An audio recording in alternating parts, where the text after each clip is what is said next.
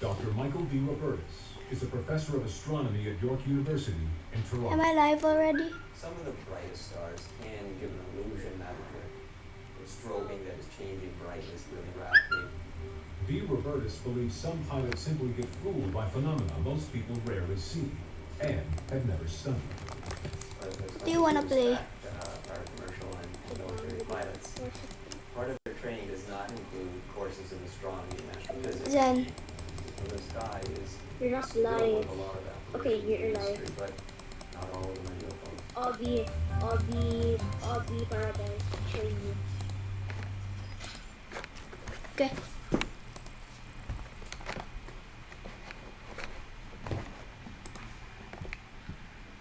The event happened late on the afternoon of December 9th, 1965. Stan Gordon was 16 at the time. He has been researching the incident ever since. There were multitudes of eyewitnesses from Ontario, Canada, over Michigan, Ohio, and Pennsylvania that observed this brilliant fireball moving across the sky. And that object, whatever it was, came in over the Great Pittsburgh area and reportedly fell in a wooded ravine very close to where we're standing outside of Pittsburgh, Pennsylvania.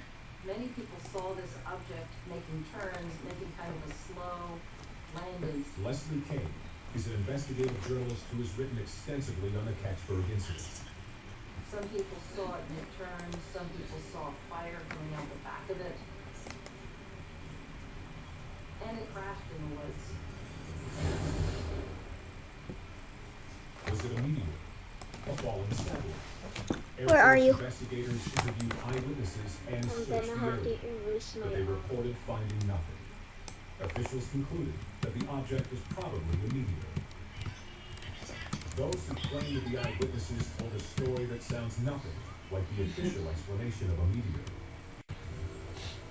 And though government investigators scoured the purported landing site and found I'm nothing, gonna remove it locals for recall mysterious events on the ground. They described an object in the woods, large, metallic, What's the name of shaped your like an acorn, big enough for a person to stand inside. What's the name of your hobby? Sure, I'll be. I thought it was this. The a long rainbow hobby. It's not that long. He tried to copy me. I found a dude making that. Mike Slade, years old at the time, all that remains of his childhood home, where he says he had an encounter with the military. I was sitting on the steps of my home when we heard that there was a possible landing up at Catchburg Hill. And as I was sitting there, I had noticed a Jeep coming into town. Slater says the Jeep stopped right in front of his house. And he said to me, have there been a lot of people asking for directions where the site is? And I went, well, yes, they have been. And I've been given the directions. Well, he said, even in your country-based service, if you do not give them directions, or if you did, just don't send them up there. So I didn't. I either said no, or I gave wrong directions. After that, Slater says he saw the military remove a large object. On the flatbed was a parked object, which was sitting more toward the front of the truck. And it wasn't going that fast. It went by me. I got a great view of it as it left town.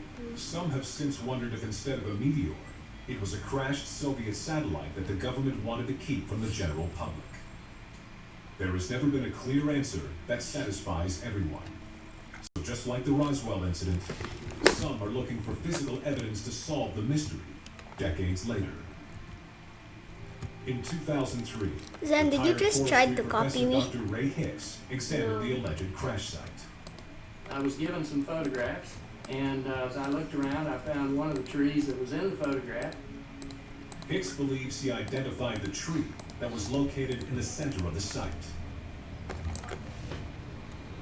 The tree right there Try beating my hobby. Okay. is this one. This tree right here, which was also apparently decapitated, something happened to knock the top out of it. That tree has broken down and fallen over. He finds a few damaged trees, isolated in a narrow area in the woods.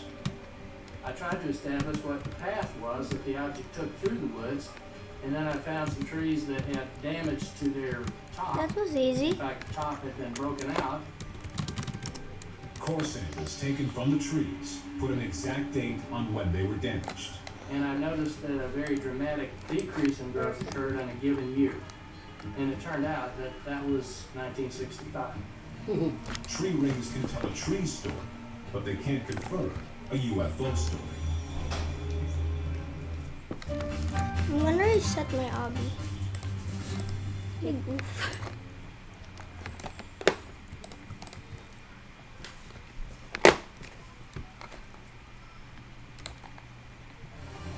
Bizarre sightings at Edwards Air Force Base continued up to the present day. In 1996, another eyewitness report enters into the realm of the unexplained. I was solo that night, Mike Larson is an Air Force security officer at Edwards. and I just pulled over somebody on Mercury Boulevard for speeding. All right, sir. Have a good night. Slow it down, all right? I gave them a warning, and I was just walking back to my vehicle. They were leaving, and that's when something caught my eye. It was a light off in the distance.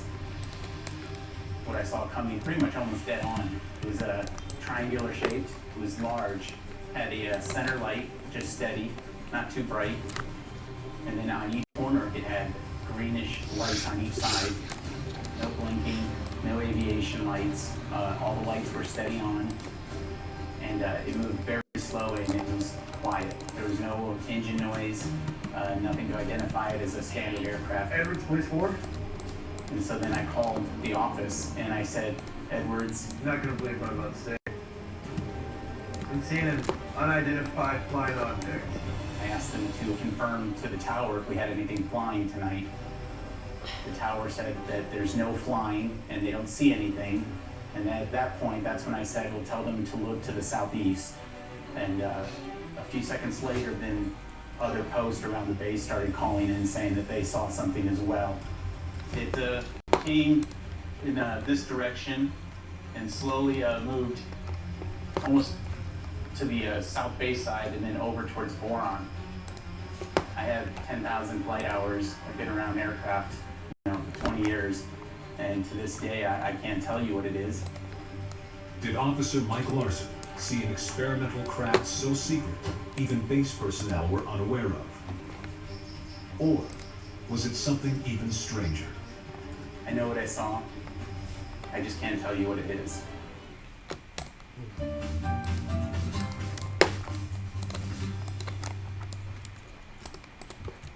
Try beating my obby. I need it more longer. Okay. May 20th, 1957, Kent, England.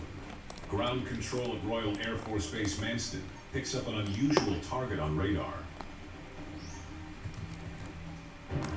Two pilots are scrambled into the night. One of them is Milton Torres, a U.S. Air Force pilot based in the United Kingdom.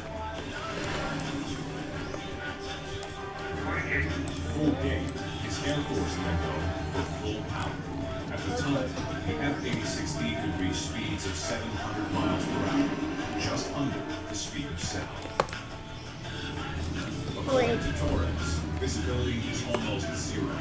He's using only his instruments to navigate. Open, I hate you and I cannot change it, so almost replace you. As ground control guides him towards the target, he asks to decrease his speed, but his request is denied. Negative. Maintain afterburner intercept. That's Flying blind, that's still like waiting for the tricky. object to appear on his radar, when he Understood, says sir. ground control gives an order that shocks him. I'm still not yet done, so Target. though. Torres can't lock on and fire until his radar No, you should finds not the watch. object, and when it does, he is astounded. No, no, no. Torres said his radar showed a target the size of an aircraft carrier. Then you should not watch. And waits for the plane's computer to lock onto the target Then. and shoot the rockets. Then But just then, the object disappears Okay. off Torres' radar, leaving the rockets on fire and Torres alone in the sky. Zulu 1 copy. made Lot's target as well. He returned to base. Upon returning, Torres said he was told the mission was considered classified, so for 30 years he followed orders and kept his story a secret. I hit my own hobby. Bro, you tried. You tried copying me. I didn't try. You August copied the rubber ducky 1957. one. In the skies above Missouri, an Air Force plane is in trouble. Out of gas, pilot and crew bail out. What happens next will become the stuff of legend. The unpiloted plane should have crashed. Instead, it makes a perfect landing. This is the story of the DC-3, the plane that defined the way we fly. It heralded a new era of air travel. Oh, it's very glamorous. It's mostly celebrities and businessmen. And became a war hero. I've seen them come in with holes in the wings, the motor shut out, everything else. A maverick from its inception. Here comes the Douglas Company coming in with, we're going to give you something revolutionary. Its development laid the cornerstones of aviation as we know it today.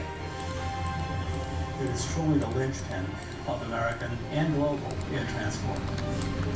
It's the plane that created a revolution and changed the world.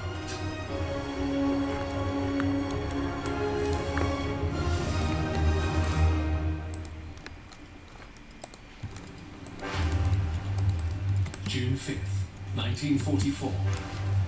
Big bro moment. The night before D-Day. 13,000 US paratroopers board a fleet of C-47 planes bound for France. It's the biggest airborne operation in history. Among those aboard is 21-year-old Don Jakeway of the 82nd Airborne Division. They were sitting on the plane that we were going over. I was kind of sitting back and thinking to myself, what am I doing here? They'll need to fly low over territory bristling with German anti-aircraft guns.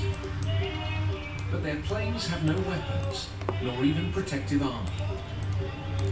Because the C-47 is actually a DC-3, To me. a passenger plane, likely modified for the military.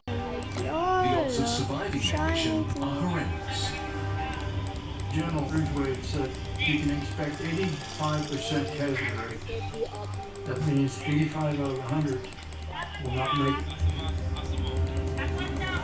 But the paratroopers have faith that the big ugly plane they call the Goonie Bird will get them to their destination. One of the pilots that night is Julian Bud Rice. C-47 tend to flap their wings like a bird out there, you know.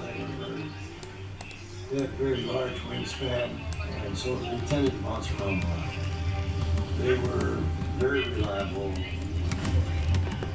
The fleet fly in close formation, according to plan, across the English Channel. But on reaching France, they run into trouble. We hit landfall. Suddenly, there was a landfall. Everyone in the formation disappeared from sight. It was total blackout. When Bud emerges from the fog, all hell breaks loose. I came on, I could see a lot of planes hit my flag. They're still in the air. Others that maybe collided went down. This was 5 minutes of just sheer terror. The Allies are depending on the C-47s to make it through, deliver the paratroopers, and help liberate France from Hitler's clutches. It's a heavy burden for a military aircraft, let alone for a plane that began life as a regular passenger airline. I can't really hear you. story begins in 1932 with the arrival of a letter at the offices of airplane manufacturer, the Douglas Aircraft Company. Yeah. What? Addressed to company boss Donald Douglas, it comes from Jack Huh? head of TWA, I can't hear you. a new airline with big ambitions. This is no routine business letter. Bruh. It would prove to be the birth certificate of a plane that would